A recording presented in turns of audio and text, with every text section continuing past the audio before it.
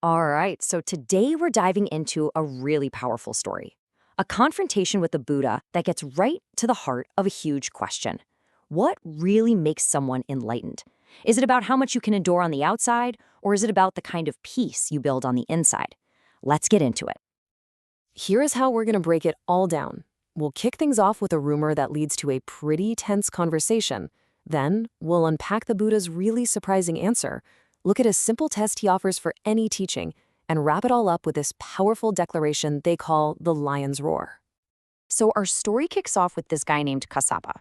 He's an ascetic, which means he lives a life of extreme self-discipline and hardship, and he comes up to the Buddha because he's heard something, a rumor, and he wants to get to the bottom of it. He gets right to the point. He basically says, "Hey Gautama, I've heard that you criticize everyone who lives a life of austerity. Is it true? Do you look down on all of us?" You can just feel the tension in that question. Now, you might expect a simple yes or no here, but the Buddha doesn't do that. Instead, he does something brilliant. He completely reframes the entire question. He shifts the focus away from the practices themselves and onto their results. He explains that he isn't just guessing. He says he has a kind of divine sight, this ability to see the full picture, to see where these paths actually lead after someone dies. It's not about opinion, it's about observation. Okay, so this slide gets to the absolute core of his argument. He makes a distinction between the external practice, the tapasi, what an ascetic does, and the gati, which is the outcome, their destination after rebirth. And his point is huge. One does not automatically lead to the other. They aren't directly linked. He says, look, I've seen it. I've seen some people who put themselves through incredible hardship, and when they die, they end up in a really bad place, a lower realm. And yet, and this is the real kicker, I've seen other people who do the exact same harsh practices and they're reborn into a heavenly, wonderful state. So the conclusion is obvious, right? The harsh practice itself can't be the thing that makes the difference. Something else must be going on. And this just blows the whole debate wide open. If suffering for suffering's sake isn't the answer, then what is? What's the real ingredient for spiritual growth? Well, the Buddha's about to give us a way to figure that out. So what the Buddha does next is he offers Kassapa, and really all of us, this timeless, super practical way to judge any spiritual path out there, even his own. It's actually a pretty simple test. He says wise people should just ask a couple of questions. First, what's unwholesome? You know, the akusala. We're talking about greed, hatred, delusion, that kind of stuff. Okay, now which teacher, which path actually helps you let go of that? Then do the reverse.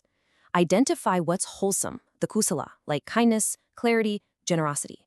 And then ask, which path helps you actually grow those things? And then he says with a lot of confidence that if anyone uses this measure, if they really look into it honestly, they'll see that his path is the one that's most effective at getting rid of the bad stuff and cultivating the good stuff. But Kassapa is still kind of stuck on the physical stuff, so he starts listing all these extreme practices that he and other ascetics do, trying to pin the Buddha down.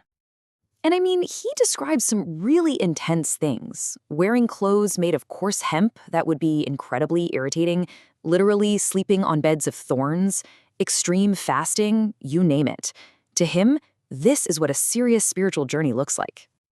But the Buddha's response is a total game changer. He says someone could do all of that, every single one of those harsh practices, but if they haven't developed the inner qualities of virtue, mind, and wisdom, then they are nowhere close to the goal.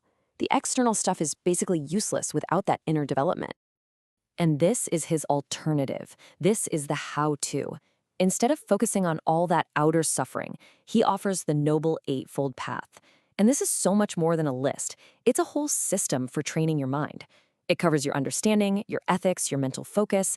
It's the complete toolkit for building that inner core of virtue, mind, and wisdom he was just talking about.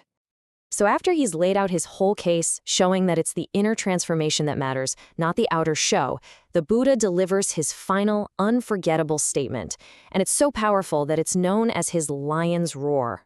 He declares with complete confidence that when it comes to the things that truly matter for enlightenment, supreme virtue, supreme wisdom, and supreme liberation, he sees no one who is his equal, and certainly no one who is superior. Now, this isn't arrogance, it's a statement of absolute confidence in the path he's discovered. And he makes it a point to say that this isn't just something he thinks to himself. He says, I make this lion's roar confidently out in public, basically inviting people to come and question it, to scrutinize it, because he's that sure about the path he teaches. So this ancient conversation leaves us with a question that's just as real for us today. When we look at ourselves, when we think about our own growth, what's the real measuring stick? Is it the things we do on the outside that everyone can see? Or is it the quality of the peace, the wisdom, and the compassion that we're building on the inside?